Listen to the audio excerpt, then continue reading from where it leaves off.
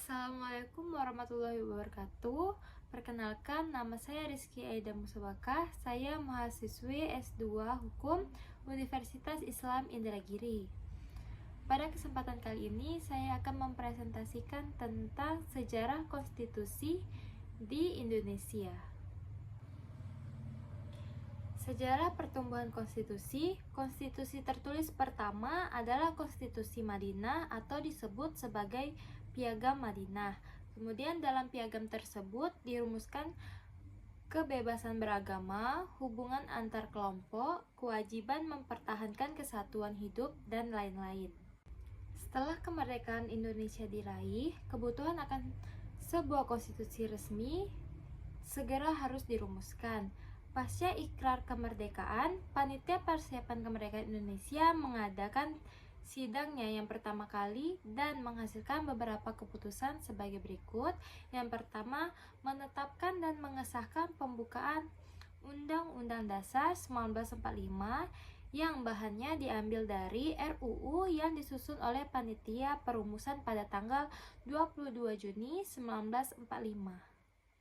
Kemudian menetapkan dan mengesahkan UUD 1945 yang bahannya hampir seluruhnya diambil dari RUU yang disusun oleh Panitia Perancang Undang-Undang tanggal 16 Juni 1945, memilih Ketua Persiapan Kemerdekaan Indonesia yaitu Insinyur Soekarno sebagai Presiden dan Wakil Ketua Dr. Andes M. Hatta sebagai Wakil Presiden, dan terakhir pekerjaan Presiden untuk sementara waktu dibantu oleh Panitia Persiapan Kemerdekaan Indonesia yang kemudian menjadi Komite Nasional.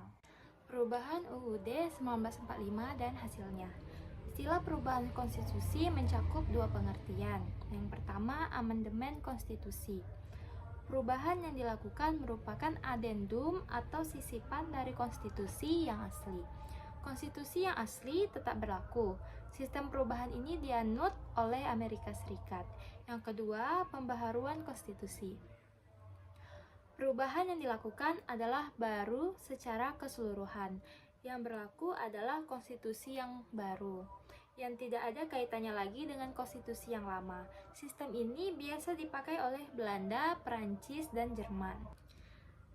Secara filosofis, konstitusi sebagai landasan kehidupan bernegara harus senantiasa menyesuaikan dengan perkembangan yang terjadi di masyarakat. Perubahan Undang-Undang 1945 dimaksudkan untuk mengubah dan memperbaharui konstitusi negara Indonesia agar sesuai dengan prinsip-prinsip negara demokrasi. Adanya perubahan terhadap Undang-Undang tahun 1945 diharapkan semakin baik dan lengkap menyesuaikan dengan tuntutan perkembangan. Kemudian perubahan UUD 1945 menggunakan sistem adendum. Perubahan terhadap UUD 1945 dilakukan oleh MPR sebanyak 4 kali, yaitu perubahan pertama Sidang Umum MPR tahun 1959 yang disahkan pada tanggal 19 Oktober 1999 meliputi MPR dalam Sidang Umum tahun 1999 mengeluarkan putusan mengenai Undang-Undang Dasar 1945 dengan perubahan yang kemudian dikenal dengan perubahan pertama.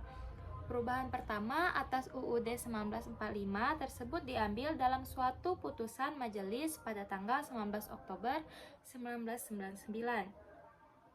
Perubahan pertama ini MPR mengubah pasal 5 ayat 1, pasal 7, pasal 9, pasal 13 ayat 2, pasal 14, pasal 15, pasal 17 ayat 2 dan 3, pasal 20 dan pasal 21 Undang-Undang Dasar 1945.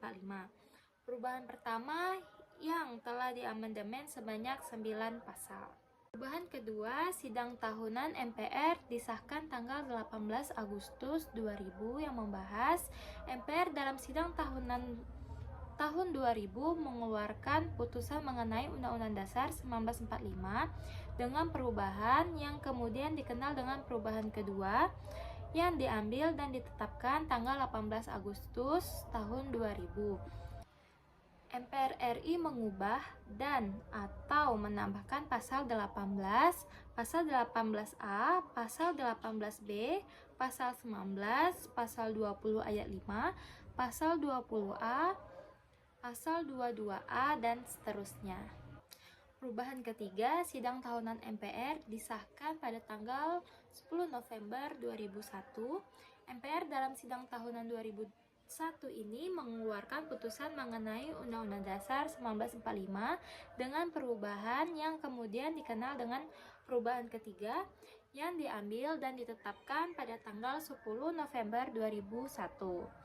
Pada perubahan ketiga, MPR mengubah dan atau menambahkan pasal yang dapat kita lihat pada slide.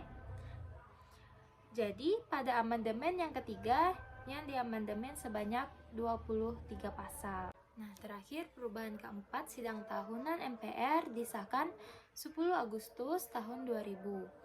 MPR dalam sidang tahunan tahun 2000 kembali mengeluarkan putusan mengenai UUD 1945 dengan perubahan yang kemudian dikenal dengan perubahan keempat yang diambil dan ditetapkan pada tanggal 10 Agustus 2002. Perubahan keempat MPR RI mengubah dan atau menambahkan pasal 2 ayat 1, pasal 6A ayat 4, dan seterusnya yang dapat kita lihat di slide. Jadi pada perubahan keempat ini yang diamandemen sebanyak 13 pasal serta 3 pasal aturan peralihan dan 2 pasal aturan tambahan. Nah, ini ada bagan dari pertumbuhan konstitusi, dimulai dari konstitusi tertulis, kemudian zaman Rasulullah SAW yang disebut sebagai Piagam Madinah, kemudian masa Kekaisaran Roma. Pada ini merupakan kumpulan ketentuan oleh para kaisar.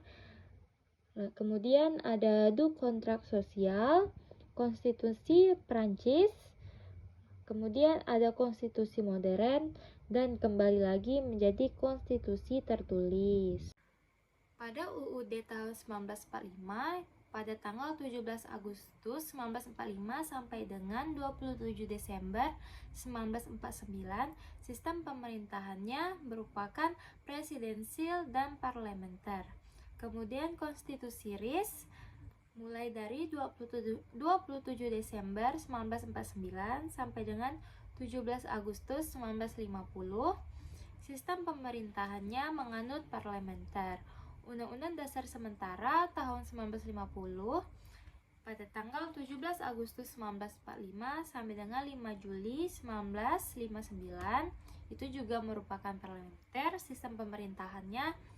Dan terakhir Undang-Undang Dasar tahun 1945.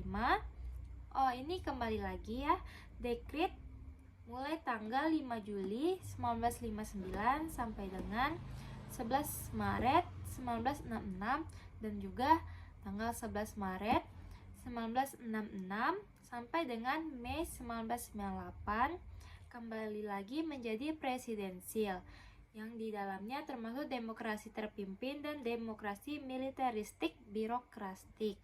Nah, pengertian konstitusi berasal dari bahasa Perancis yaitu constituir yang artinya adalah membentuk. Dalam bahasa Belanda ini dikenal sebagai grondwet yang berarti undang-undang dasar.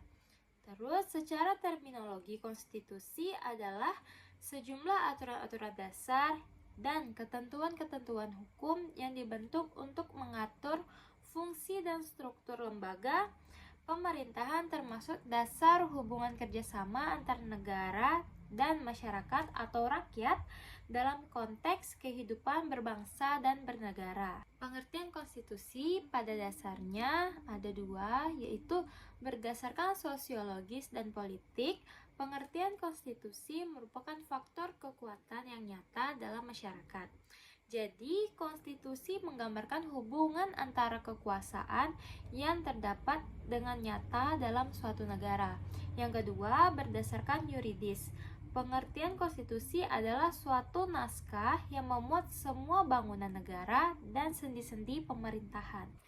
Nah, 6 kedudukan konstitusi negara yaitu sebagai kontrak sosial dan konsensus bangsa, sebagai pedoman untuk menyelenggarakan dan membangun sistem kenegaraan, sebagai sumber hukum dasar, sebagai landasan untuk mewujudkan cita-cita nasional suatu bangsa, sebagai sarana untuk membatasi kekuasaan penguasa agar tidak sewenang-wenang, dan terakhir sebagai wahana pengaturan hak dan kewajiban negara dan warga negara.